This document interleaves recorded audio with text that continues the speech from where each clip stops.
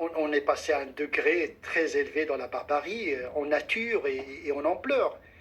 C'est la première fois que des kamikazes opèrent sur notre territoire. C'est quand même une première, c'est choquant.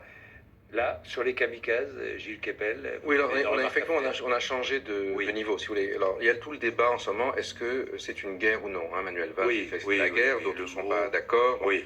Je crois qu'en tout cas, le fait, alors, kamikaze, c'est pas vraiment ça, kamikaze, c'était des aviateurs japonais, donc des gens qui se font exploser et qui veulent tuer le maximum de personnes autour d'eux.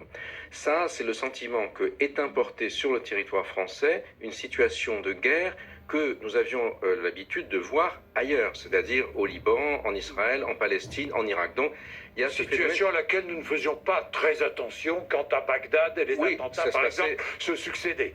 C'était là-bas. Or, en fait, il y a l'interpénétration entre l'Europe et ce territoire, par le flux des djihadistes qui vont et qui repartent, par l'arrivée des réfugiés, qui constitue un énorme problème. Il faut bien voir que c'est aussi un enjeu politique français. Ça ne vous a pas échappé. Il y a peu de consensus aujourd'hui, puisqu'il y a les élections régionales qui arrivent dans 3 semaines, et dans laquelle tout le monde s'attend à ce que le Front National fasse un tabac. Et le Front National, une partie de sa rhétorique, c'est il ne faut pas accueillir les réfugiés, parce que dans les réfugiés, il y a des terroristes. Si il s'avère que le passeport syrien est authentique sur un kamikaze, évidemment, vous imaginez l'effet que ça a. Bon, on n'en sait rien pour l'instant, l'enquête est en cours, mais je crois qu'il faut bien comprendre qu'il y a cet aller-retour qui se produit aujourd'hui. Je ne pense pas que ce soit la guerre à proprement parler, mais c'est des situations de guerre qui sont importées. Bien, messieurs, vous allez poursuivre cette discussion sur RMC.